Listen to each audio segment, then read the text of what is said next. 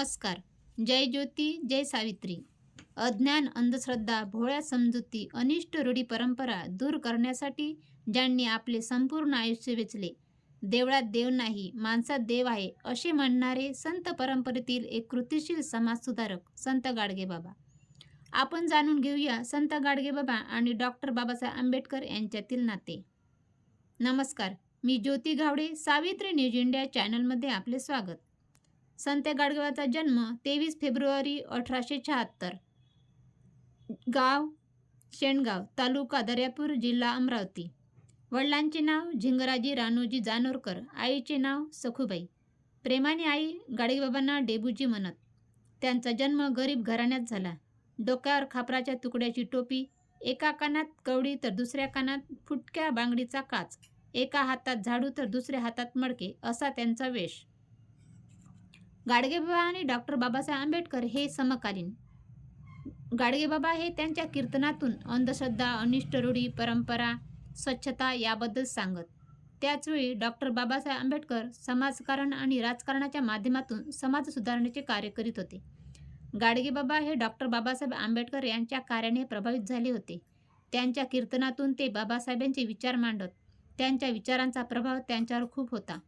गाडगेबाबा आपल्या कीर्तनात शिक्षणाचे महत्त्व पटवून देताना म्हणायचे, एक वेळ जेवणाचे ताट मोडा, भाकर हातात घ्या, पण आपल्या लेकराले शिक्षण द्या. गरीब माणसाचाही मुलगा मोठा होऊ शकतो.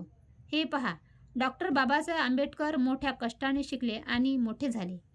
गाडगेबाबा आणि डॉक्टर बाबासाहेब आंबेडकर एकमेकांना बऱ्याच वेळ भेटायचे आणि सामाजिक सुधारणाच्या विषयावर चर्चा करायचे.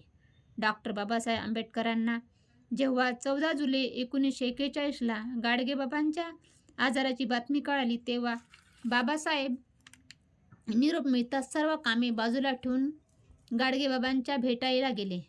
त्यावेळी डॉक्टर बाबासाहेब आंबेडकर भारताचे कायदा मंत्री होते. त्यांना संध्याकाळच्या ट्रेनने दिल्लीला रवाना व्हायचे होते.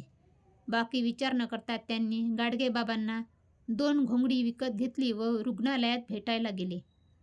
कोणाकडून काही न घेणाऱ्या गाडगेबाबांनी बाबासाहेबांकडून घोंगड्या स्वीकारल्या व म्हणाले, डॉक्टर, तुम्ही कशाला आले? मी एक फकीर. तुमचा एक एक मिनिट महत्त्वाचा. तुमचा किती मोठा अधिकार आहे? तेव्हा बाबासाहेब म्हणाले, माझा अधिकार 1 दिवसाचा. उद्या खुर्ची गेल्यावर मला कोण विचारणार? या प्रसंगी बाबासाहेबांच्या डोळ्यात अश्रू होते, कारण असा प्रसंग कधी येणार नाही हे दोघेही जाणत होते. असे त्यांचे नाते होते. गाडगेबाबा आजीवन सामाजिक कार्य करीत राहिले. लोकसेवेच्या धकाधकीच्या प्रवासात त्यांचे अमरावतीजवळ वलगाव येथे पेढी नदीच्या पुलाजवळ 20 डिसेंबर 1956 रोजी देहावसन झाले.